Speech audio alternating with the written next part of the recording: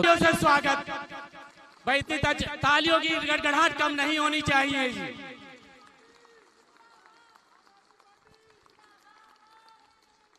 एक मिनट बता दो कि सुनामी कैसे लेके आओगे। अगर आप लेके आओ तो बताओ, मैं बोलूं।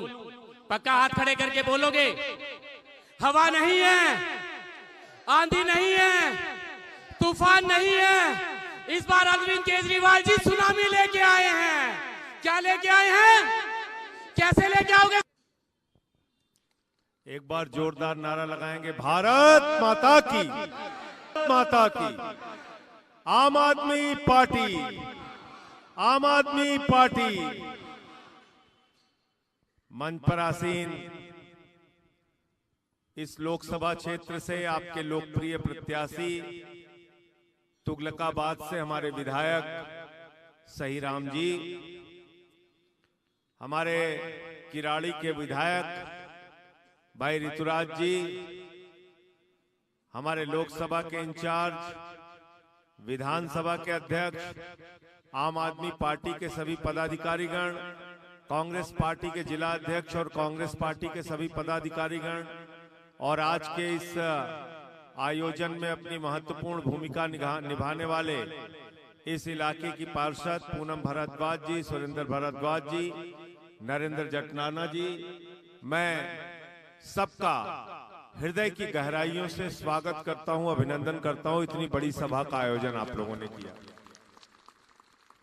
साथियों और दोस्तों, कहां से शुरू करें और कहां खत्म करें? वतन की जो हालत सुनाने लगेंगे तो पत्थर भी आंसू बहाने लगेंगे। वतन की जो हालत सुनाने लगेंगे तो पत्थर भी आंसू बहाने लगेंगे। अगर भीड़ में खो गई आदमियत तो उसे ढूंढने में जमाने लगेंगे। आदमियत का, इंसानियत का कत्ल किया जा रहा है। दिल्ली के एक ऐसे लोकप्रिय मुख्यमंत्री जिन्होंने 9 साल तक लगातार आपकी सेवा की, आपके बच्चों की सेवा की, आपके बुजुर्गों की सेवा की, जिन्होंने माताओं बहनों के लिए बस की फ्री यात्रा का इंतजाम किया, जिन्होंने माताओं बहनों के लिए 1000 रुपए प्रति माह देने की स्कीम लाने का काम किया, ऐसे केजरीवाल को पकड़कर जिसने जेल में डाला है, मैं आपसे आह्वान करने के लिए आया हूं, उनको जेल का जवाब वोट से देना है।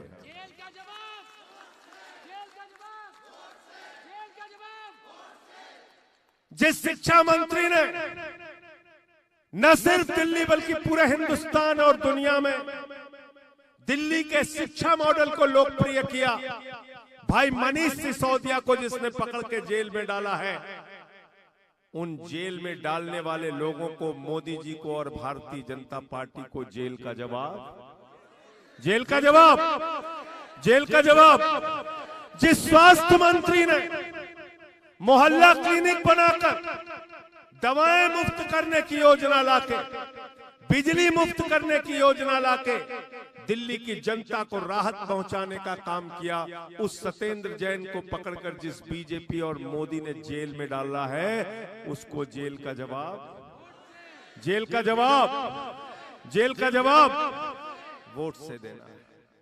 मुझे तो 6 महीने रखा भाजपाइयों ने, 6 महीने रखा। इनकी पूरी कोशिश थी आम आदमी पार्टी को खत्म करो, आम आदमी पार्टी के विधायकों को तोड़ो, पार्षदों को तोड़ो, इस पार्टी का सफाया करो। लेकिन इस पार्टी का जन्म रामलीला के मैदान में आंदोलन के कोख से हुआ है। मोदी जी, आपके किसी जुर्म और जाति से हम खत्म नहीं होंगे और मजबूत होकर आपसे लड़ेंगे। आप आम आदमी पार्टी को खत्म करना चाहते हैं, अरविंद केजरीवाल की राजनीति खत्म करना चाहते हैं।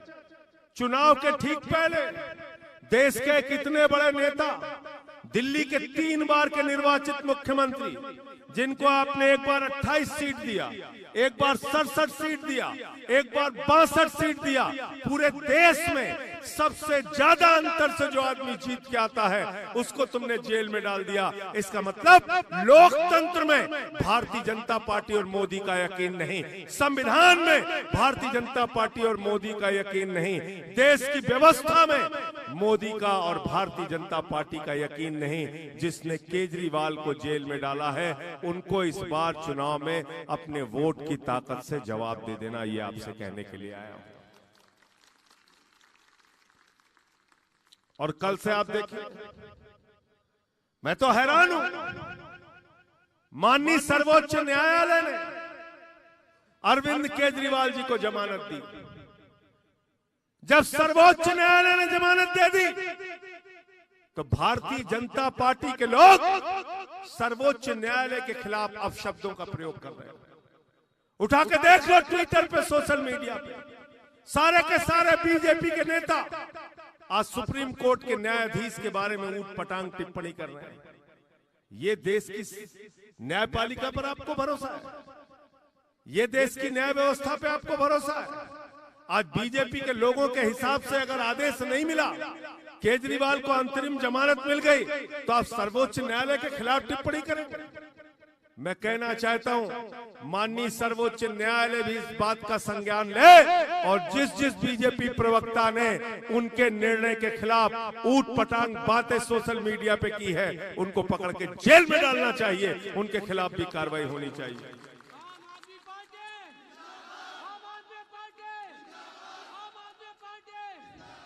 हमें देश की न्यायपालिका पे भरोसा है। न्याय मिलने में विलंब होता है, हम अदालत की लड़ाई लड़ते हैं, हम उसके खिलाफ टिप्पणी नहीं करते।